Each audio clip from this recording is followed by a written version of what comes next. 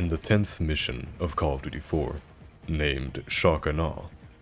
Following the coup and assassination of the president of an unnamed Middle Eastern country, you are tasked with assaulting and capturing Khaled al-Assad, a military commander, warlord, and terrorist who led the coup. After providing support from a helicopter with a Mark 19 grenade launcher and relieving an advanced team under attack, the US forces evacuate due to the threat of a nuclear warhead in al-Assad's capital city.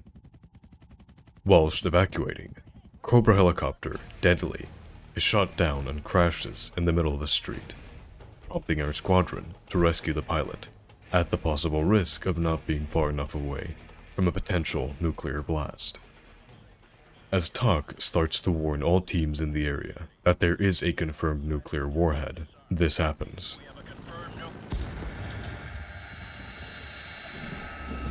Everyone hang on!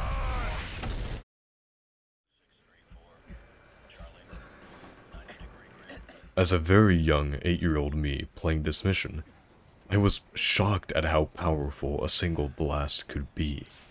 Hell, I didn't even know what it was, because I couldn't understand the English in this game well enough. This was my first ever exposure to any kind of nuclear technology, and it sparked an immense curiosity in me, a chain reaction, no pun intended, to figure out what this was. One cinematic sequence in a video game sent me down a rabbit hole, to then discover the mission located in Pripyat, Chernobyl, further increasing my curiosity of what nuclear technology was. But for a lot of people, it's not just a plot device in a video game or movie, it's a very real fear. This fear is known as Nucleomituphobia, or to put it simply, the fear of nuclear technology. I think it's very important to remember that phobias are not the same as everyday fear or anxiety, although they can be linked. Phobias themselves are intense and irrational fears of certain things that pose little to no threat. The part of the brain responsible for this is largely the amygdala. When the brain is exposed to phobic stimulus and irrational fear, it leads to an immediate stress response, due to the amygdala becoming hyperactive. And a lot of the time, the prefrontal cortex can sometimes struggle with calming down the amygdala, even if the person knows that this stress or fear is irrational. As well as this, phobias aren't inherent, they don't develop at birth. In the case of nucleomituphobia, or the fear of nuclear technology, it's deeply tied to the global anxiety surrounding nuclear war. Specifically, nuclear anxiety peaked during the Cold War, with the Cuban Missile Crisis and nuclear stockpiling dominating headlines at the time. The Cold War was the peak of nuclear anxiety. Not only were armed conflicts and invasions a massive fear for both American and Soviet citizens, but an even bigger fear or threat at the time was a full-blown thermonuclear war that thousands of people have theorized could have been the end of civilization as we know it. The rivalry between the US and USSR could be felt everywhere across the world. While there were other points in history where nuclear anxiety was high, after the nuking of both Hiroshima and Nagasaki, or the incident in Pripyat, Chernobyl, no other point in history had a closer point to nuclear war as the Cold War itself. Now, obviously, this was the peak of nuclear anxiety, or more severely, nucleomituphobia. So what?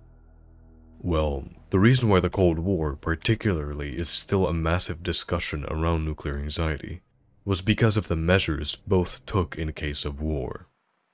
Stuff like the duck and cover drills were widespread, training young children to duck and take cover under their desks in case a nuclear missile would impact either country.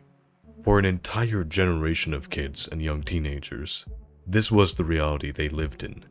Constant fear, constant tension, constant anxiety over a feud between two countries that almost ended up destroying each other. A lot of this anxiety is also depicted in fiction. The 60s, 70s, and 80s were times when this was a heavy theme in fiction, with films and shows like Dr. Strangelove, Threads, The Day After, WarGames, and many others almost amplifying and capitalizing off of the nuclear anxiety felt by audiences across the world during the Cold War.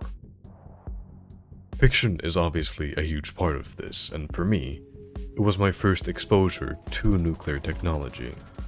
Modern Warfare, Fallout, Stalker, so many other games have taken it upon themselves to depict a nuclear aftermath.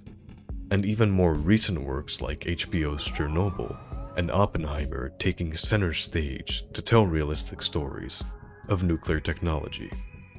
But what's most important is to recognize the difference between nuclear power versus nuclear fear. The chance of a nuclear war at this point is low, yet it's still a rampant fear among people from not only the Cold War era, but the modern era as well.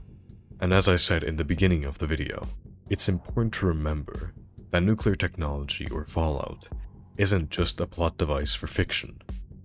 It's a real fear that plagues many.